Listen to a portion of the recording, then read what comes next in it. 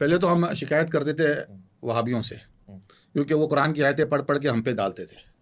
اب تقریباً وہی سلسلہ حضرت نے شروع کر دیا، قرآن کی آیتیں پڑھ رہے ہیں لیکن سمجھ میں آپ ہی کہتے ہیں نا کہ ان میں حافظ نہیں ہوتا. اب میری سمجھ میں آ رہا ہے کہ بڑے معذرت کے ساتھ، کیونکہ عجیب لگ رہا ہے مجھے. حضرت قرآن کی آیتیں پڑھ رہے ہیں، قرآن کی آیتیں پڑھ رہے ہیں، اور میں بڑی کوشش میں لگا ہوں کسی ایک جگہ ان کو فٹ کروں، کہیں چیز سے کوئی نتیجہ اخذ کروں. واللہ اگر بہترین کوئی دلیل دیں گے تو میں ادب کے ساتھ گزارش کر رہا ہوں. اگر میرا یہ آیتیں پڑھنا اگر گزارش تو کرنے مجھے بڑا اچھا لگے گا کہ اس سے بہتر مجھے تفسیر رسول خدا کی سنائے، مجھے اس سے بہتر دلیل دے رہا ہوں نا، تو میں ان کی بات گزارش کر رہا ہوں، اور یہ ہونی چاہیے اس سے. گزارش کر رہا ہوں نا. اسلام جو کہ دین فطرت ہے، اس لیے شورا کا جو حصہ ہے وہ اسلام نے چھوڑ رکھا ہوا ہے کہ لوگ اپنے طور پہ شورا کرے اور اپنے لیے حاکم مقرر کرے، امیر مقرر کرے، خود کرے. ٹھیک ہے نا. اگر رسول خدا صلی اللہ علیہ وسلم کسی کو اپنا نائب بنا دیتے نا تو پھر وہ کنجی جو تھی نا نائب کی کسی اور کے پاس سوائے قطعاً نہیں جانے والی ہوتی تھی. سب سے بڑی جو دلیل بنتی ہے، انہوں نے ذکر کیا کہ رسول صلی اللہ علیہ وسلم نے نام ذکر کیا، مجھے نہیں پتا حدیث ہے تو وہی سامنے لے کے آئے، مجھے بتائے سند کے ساتھ کہ یہ حدیث ہے، ورنہ اس کی گواہی تو اہل بیت کے گھر سے مل رہی ہے کہ ایسا کوئی معاملہ تھا ہی نہیں. کیوں؟ محمد بن حنفیہ نے علی بن عابدین کی مخالفت کی کہ امام میں ہوں، اور یہ ان کی کتابوں میں. ہم تو تمام ائمہ کو اپنے سر کے تاج سمجھتے ہیں، ہم ان میں سے کسی کو کم نہیں سمجھتے. کہتے سارے جن کی بھی یہ نام لے رہے ہیں وہ سارے جن کی یہ مخالف بھی ہیں، محمد بن حنفیہ، زید بن علی، نفس الزکیہ، محمد نفس الزکیہ، امام اسماعیل، جن کی ان کی مخالفت ہے کیونکہ انہوں نے بھی امامت اپنے لیے طلب کی، ہم ان کو بھی اپنے سر کے تاج سمجھتے ہیں. آپ سے اس لیے یہ گزارش ہے کہ آپ نے یہاں مسلک اہل تشیع اثنا عشریہ کو بٹھایا ہوا ہے، کبھی مسلک اہل تشیع بھوریا کو بھی بٹھائے. کس کو؟ بھوری. اسماعیلی الگ ہے، بھوری الگ ہے. وہ نہیں پڑھتے، سمجھا نا. اسماعیلی ایک الگ فرقہ ہے، وہ بھی ہے، اور بھوری بھی ہے. بھوری اسماعیلی ہوتے ہیں؟ نہیں وہ الگ ہے. نہیں الگ کیسے ہیں؟ نہیں بھوری الگ ہے. بھوری جو ٹوپی گولڈن ٹوپی ہوتی ہے، ہاں وہ اسماعیلی الگ ہے. اسماعیلی جو آغا خان اسماعیل جو ہے، عبد الکریم آغا خان اسماعیل، وہ بھی اہل تشیع سے ہی فرقہ ہے، وہ الگ ہے. تو ان کے بھی نظریات تو ہے نا. نہیں اس کو میں ذرا انڈرسٹینڈنگ بنا لوں.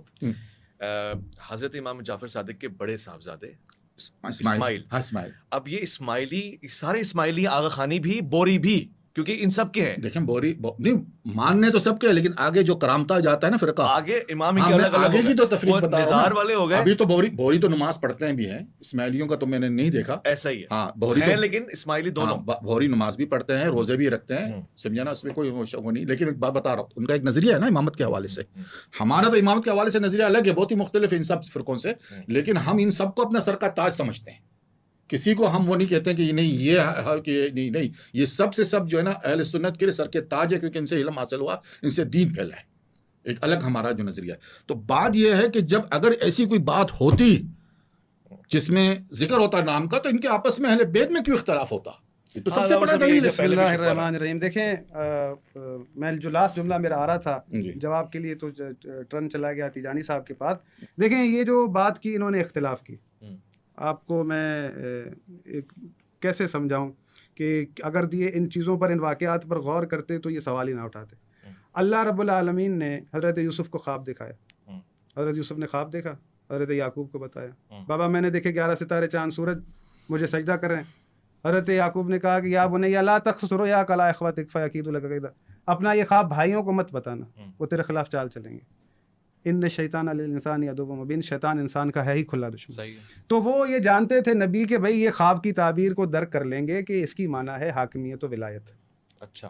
تو اللہ رب العالمین نے سیدھا سیدھا نام نہیں لیا کہ بھائی سیدھا سیدھا کہہ دیتا ہے کہ یوسف یعقوب کے جانشین نے خواب دکھایا.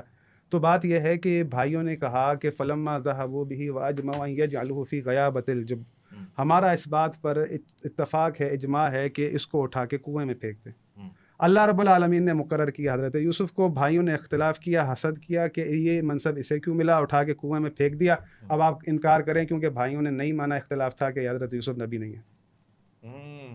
اس کا سیدھا جواب نہیں، ایک منٹ مجھے پورا کرنا ہے. آپ اپنی باری میں کہہ دیجیے جی کہ بھائی آپ انکار کریں اچھا کہ حضرت یوسف جو ہے نا وہ نبی نہیں ہے.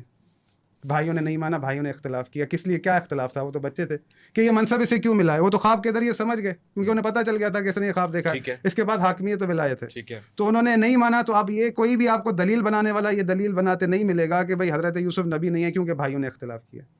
حضرت عیسیٰ علیہ الصلوۃ والسلام نے کہا تھا کہ میں اللہ ہوں؟ نہیں. نہیں کہا تھا. لوگوں نے جو ہے ان کو اللہ بنا لیا. حضرت امام جعفر صادق کے بیٹوں نے لوگوں سے کہا ہی نہیں کہ ہم امام ہیں, انہوں نے بنا لیا, تو اس کا کیا مقصد کہ وہ صحیح ہے؟ یہ تو کوئی تکی نہیں ہے نا سوال کی. اگر اختلاف ہو بھائی, اختلاف جب ہو, حدیث آپ بیان کر رہے ہیں, نہیں آپ کہہ رہے ہیں کہ حدیث ہے, تو بھائیوں کے پاس حدیث نہیں ہے رسول اللہ کی. لوجیکل بات سوچے نا. اچھا یہ تو آپ خواب کی بات کر رہے ہیں, تو وہاں تو حضرت یعقوب کہہ رہے ہیں کہ بتانا نہیں اپنے بھائیوں کو, کیونکہ وہ آپ سے حسد کریں گے. یہاں پہ تو آپ اقرار کر رہے ہیں کہ میرے پاس حدیث ہے, آپ کے پاس ہے, آپ ایک امتی ہیں, آپ کے پاس حدیث ہے, اور آپ مجھے قائل کر رہے ہیں کہ ایک حدیث ہے. تو حیران ہوں کہ جس گھر سے یہ حدیثیں نکلی ہے ان کے اپنے گھر والوں کو نہیں پتا حدیثوں کا. اچھا, اس کو اس طرح سے لیتے ہیں کہ وہی بات کر رہے ہیں نا. دیکھیں حضرت وہ موحد تھے نا, حضرت یعقوب کے بیٹے, نبی کے گھر میں پرورش پائی تھی نا, وہ حضرت یعقوب کیوں ڈر رہے تھے؟ ابھی یہ جو بات کر رہے ہیں نا کہ مثال کے طور پر ان کو حدیث پتہ نہیں تھی.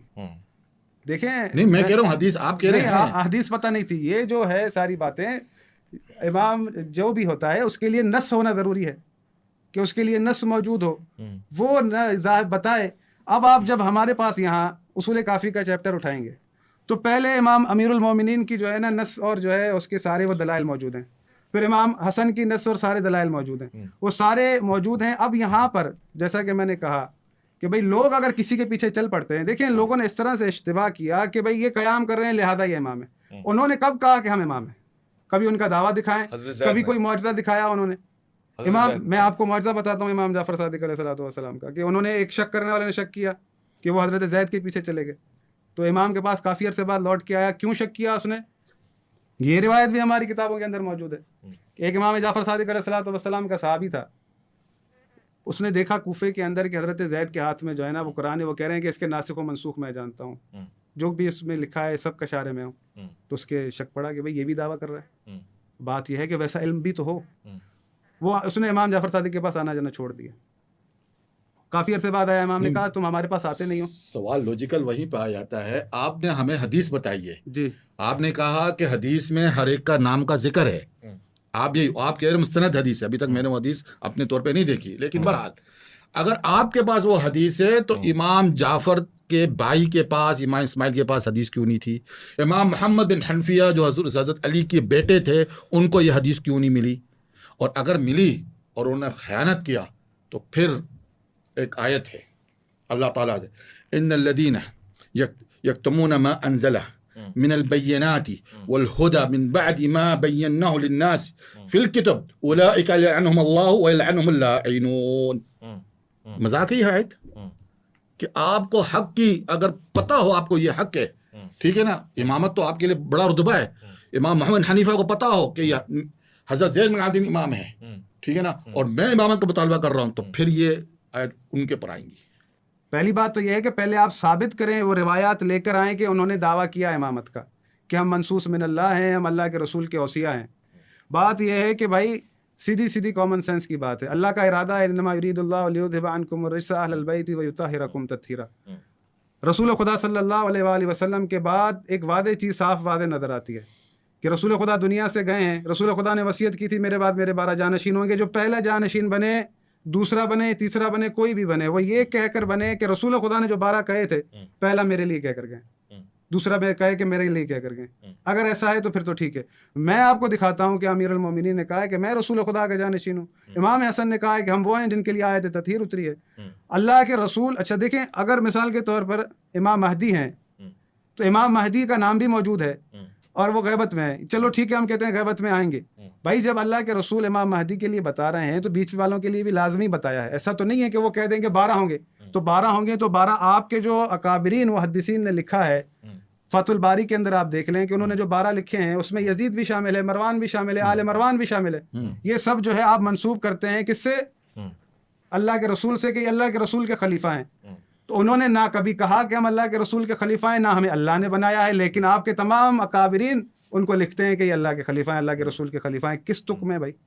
فتح الباری آپ اٹھا لیں, فتح الباری آپ اٹھا لیں, ابن حجر عسقلانی, انہوں نے یہ جو 12 امام والی حدیث ہے اس کی شرح میں یہ لکھا ہے کہ اس سے مراد پہلے حضرت ابوبکر ہیں, دوسرے حضرت عمر ہیں, تیسرے حضرت عثمان, چوتھے مولا علی لکھا. پھر انہوں نے یزید کو بھی لکھا اور مروان کو لکھا اور آل مروان کو لکھا. وہ ظالمین, میں تو یہ کہہ رہا ہوں کہ بھائی جب آپ مجھ سے بات کرنے آ رہے ہیں تو آپ کو میرے پچھلے پوڈ کاسٹ دیکھے ہونے چاہیے کہ میں نے کیا کیا بات کی ہے. میں نے آپ سے ایک یاد ہوگا آپ کو کہا تھا کہ اللہ رب العالمین آپ سے یہ کہہ رہا ہے کہ وَلَا تَرْكَنُوا إِلَى الَّذِينَ ظَلَمُوا فَتَمَسَّكُمُ النَّارُ، خبردار ظالم کی طرف مال بھی نہ ہونا.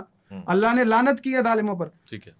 آپ نے جو آیت پڑھی کہ ان الذین یکتمون ما انزلنا من البینات، یہی تو ہم آیت پڑھتے ہیں. ہم کہتے ہیں کہ جو اللہ کی واضح ہدایت ہے، جو اللہ کی واضح نشانیاں ہیں، کوئی ان کو اگر چھپاتا ہے اللہ ان پر لعنت کرتا ہے. آپ کو یہ بات سمجھ میں کیوں نہیں آتی کہ وہ شخصیت جس کے لیے 300 سے زیادہ فضائل والی آیتیں اتری ہیں، وہ شخصیت کے جو قرآن کا وارث ہے، وہ شخصیت کو جسے قرآن کے کہہ رہا ہے کہ وَيَقُولُ الَّذِينَ كَفَرُوا لَسْتَ مُرْسَلًا قُلْ كَفَىٰ بِاللَّهِ شَهِيدًا بَيْنِي وَبَيْنَكُمْ وَمَنْ عِندَهُ عِلْمُ الْكِتَابِ. کیا ہمارا یہ عقل اس بات کا ہم سے تقاضا نہیں کرتا کہ ہم رسول خدا کے بعد اس شخص کا انتخاب کریں جو شجاع ہو، جو عالم ہو، جو ہر حوالے سے اسلام کے پورے اسلام کے اوپر کس کی اس کا ہے وہ احسان. یہ ایک میں آپ کو ایک چیز واضح کرنا چاہتا ہوں، نہیں لمبا نہیں ہوگا، 2 منٹ رکیے گا ذرا بس. لیکن نام نہیں ہے قرآن میں، اللہ نے نہیں اللہ کی روش نہیں ہے نام کا بتانا. یہ تیجانی صاحب نے جو اعتراض اٹھایا، یہ اعتراض اٹھتے ہیں تو اللہ کی روش نہیں ہے نام بتانے کی. اللہ کے رسول نے نام بتائے تھے، اللہ کے رسول نے نام بتائے ہیں. اس کا نتیجہ یہ نکلا کہ نام بتائے ہیں. یہ جو قتل ہوئے ہیں امام حسن اور امام حسین اور سارے جو امام قتل ہوئے ہیں، یہ زندانوں میں رکھے گئے ہیں. واللہ باللہ تاللہ ان کے ساتھ زیادتی کرنے کی وجہ یہی تھی، یہ رسول خدا کی اوصیات ہے. کیوں سلاطین دنیا ان سے ڈرتے تھے؟ کیوں یہ چاہتے تھے کہ یہ زندانوں میں رہے؟ اسی لیے وہ کہتے تھے کہ یہ، اور انہی کئی دفعہ ایسا ہوا ہے انہی کی وجہ سے، انہی سلاطین دنیا کی وجہ سے جو ان کے رشتہ دار ہیں ان کے گھر میں انہیں باقاعدہ آمادہ کیا گیا کہ آپ دعویٰ کریں تاکہ یہ اختلاف اور لوگ شکوک و شبہات میں پڑھیں. یہی تو وہ لوگ تھے جو چاہتے تھے کہ اللہ کی ہدایت چھپی رہے. صحیح. اب ہمارے پاس سارے، میں نے کہا کہ منٹ ایک ہی بچا ہے. اب اگر تیجانی صاحب 1 منٹ میں کر سکتے ہیں صحیح ہے. کوشش کرتا ہوں کیونکہ یہ حضرت جو ہے آیتیں پڑھ کے کہاں لے جاتے ہیں. نہیں آیتیں کوئی غلط نہیں پڑھی میں نے. آپ مجھ سے بڑے ہیں، میں پیدا بھی نہیں ہوا ہوں گا، آپ نے بہت کچھ پڑھ